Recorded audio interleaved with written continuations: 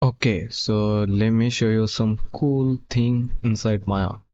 First go to generate, then get brush, then here you find so many brushes and they are separated by folders. That's a good thing. So if I choose the plants, okay, I like this plant. So I click this one, I move this aside.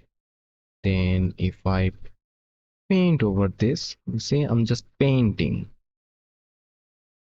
You see, this is the grass, and if I choose another type like this one, you see, I can just paint over it and it will generate the trees. Isn't that cool? There is a city mesh also. If I choose this one and this like this, some motels like this. I mean, yeah, this is cool. I am using Autodesk Maya 2022. Yeah, I bet I didn't hear anything or didn't know that this tools exist. Isn't that this tool is cool?